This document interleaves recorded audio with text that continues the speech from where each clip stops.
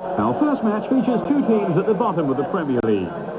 It's the end of the season for Bolton in their new home, the Reebok Stadium, and it may not end in failure. A win today would lift them out of the bottom three, and their opposition are the already relegated Crystal Palace. With Everton not playing Arsenal until Sunday, Bolton can leapfrog them today and really put the pressure on. After Palace's defeat last Monday by Manchester United, Italian Attilio Lombardo decided to stand down as coach so that he could concentrate on his playing. For Bolton, this is the most important game of their campaign, and nothing short of victory will suffice. Manager Colin Todd will surely have his team highly motivated this afternoon.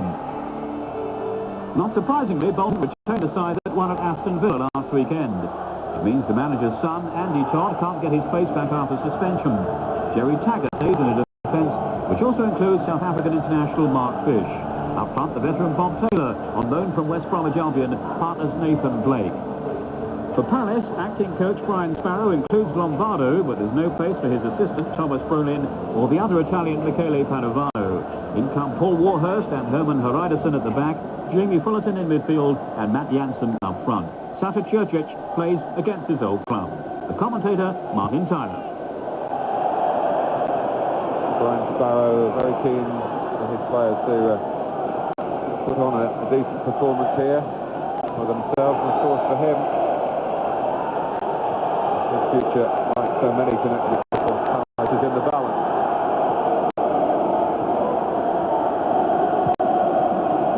Off goes Blake. Warhurst wanted to do too much, no foul, and on goes Blake. And scores! Well, it's a messy goal for Crystal Palace to concede. But that doesn't matter for Nathan Blake. Because in the 7th minute, they lead. The ball rolled under Miller. Warhurst seemed to be in charge here. He was certainly going to get to the ball first. But then he lost his balance. No foul. Blake then had to take on Hreiderson. He did that. It certainly wasn't the best shot he's ever struck. But what a vital, vital goal. Bolton Wanderers 1, Crystal Palace 0. Here's Edworthy. An explosion primarily of relief. But there's still a long way to go in this game. Čurčić, the boozer for him, the former Bolton player who headed for greener pastures, he thought, at Aston Villa. Didn't work out for him then. Moved on recently to Palace. Lombardo, here is Čurčić. Dean Gordon coming on the scene. It's a try, and what a goal! It absolutely flew in from Dean Gordon, and Crystal Palace have hit back straight away, and that has stunned Bolton Wanderers and their followers. Gordon saying, leave it to me. And that's the reason why. Čurčić involved, but a great goal from Gordon. Paul Warhurst, who rather like to think of himself as an attacker these days, but did begin his career as a defender. Here's very much an attacker, Marcus Bench. Oh my goodness, it's another spectacular goal for Crystal Palace. And suddenly it's looking bleak for Bolton after such a splendid start. This time, following the example of Dean Gordon, it's Marcus Bench. And Brannigan couldn't get there. Well, certainly showing the man in charge today, Brian Sparrow, that they want to play for Crystal Palace, the team that he's put out.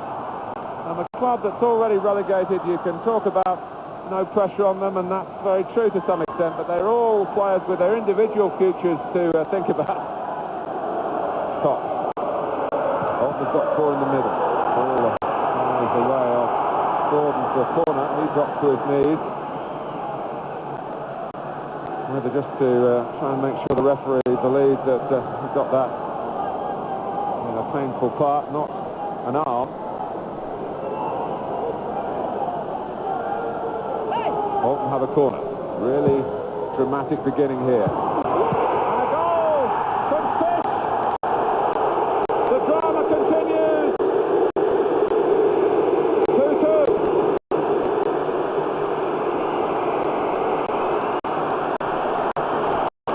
Straightforward set piece, really. They changed the angle slightly, but Miller came but didn't get there. Fish did, goal unguarded, and Bolton on level terms. 4 goals at the Reebok Stadium inside the opening 20 minutes.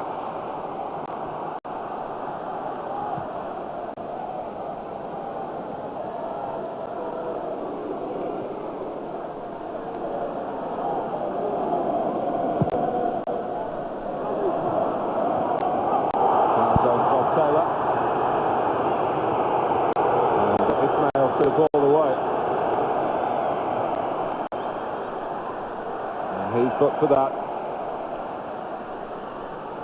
not for the original foul, but for his reaction when the decision was given.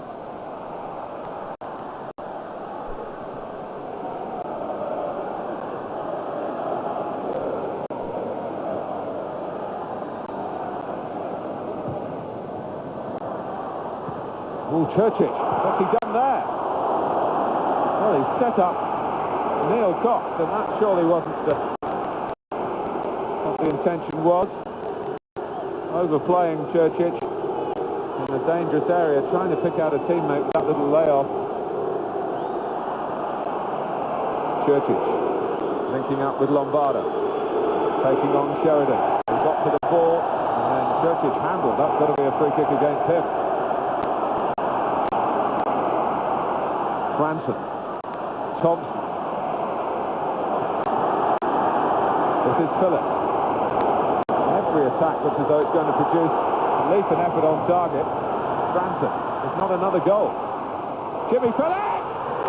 It is another goal!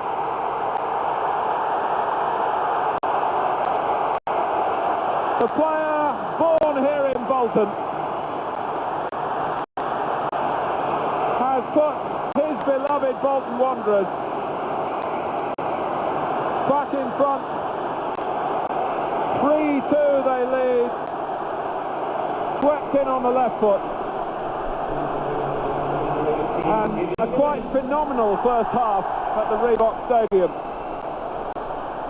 1-0 up, 2-1 down, 3-2 in front.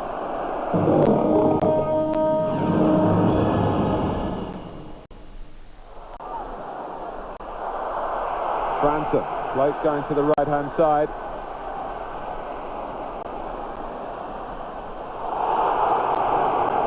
It's been called as a foul just outside the area.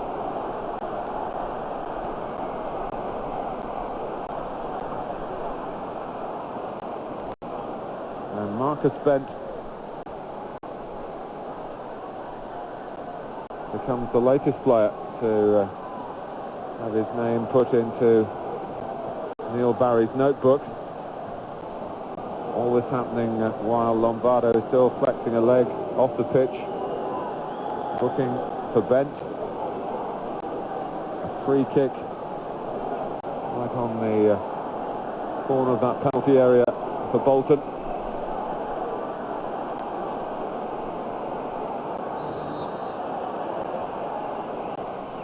Thompson.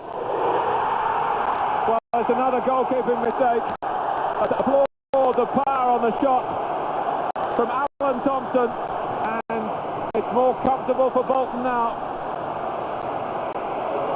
They got in at the near post. Thompson, the man with the power. Crystal Palace would have known that. Kevin Miller will have known that. But it escaped him. And it's 4-2.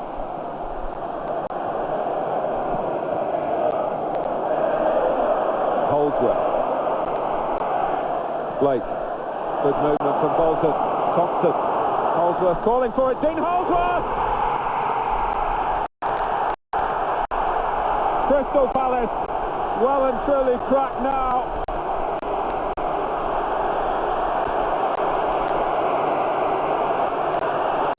Five for Bolton Wanderers. This one in the 79th minute. And Dean Holdsworth, who's had a hard time of things since his move up from London. They're calling for offside at Crystal Palace. Nothing given except the goal for Holdsworth.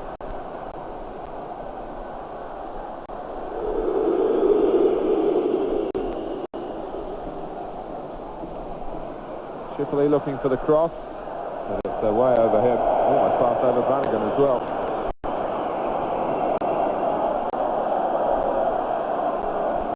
Well, it's a real morale booster, this, for that last match at Chelsea. And Ismail could go off here.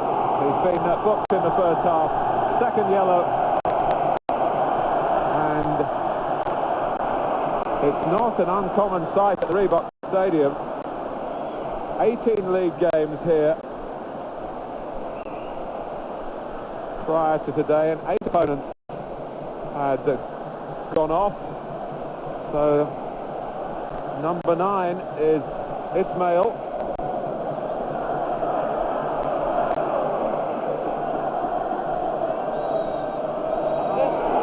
Well, there is the final whistle. Bolton, they're still battling. They move out of the bottom 3 with 1 game to go, away to Chelsea in 8 days' time. Brian Sparrow goes away in disappointment, but Crystal Palace played a big part here, particularly in the first half, when they were actually 2-1 up and threatening to ruin Colin Todd's day. Alan Thompson got the 4th goal. Jimmy Phillips, the vital 3rd. 5 goals for Bolton, a rare treat, emphasising their determination not to drop back with Crystal Palace into Division 1. Until the next time, this is Martin Tyler. Thank you for all your support, and I leave you with a final score, an emphatic one for Bolton Wanderers. They've beaten Crystal Palace by 5 goals to 2. As we stand at this moment in time, we're 4th bottom, and I only hope that a result goes for our way tomorrow. Then it is in our hands. But if not to be, we will keep battling. But all I can say is that the door's opened a bit wider.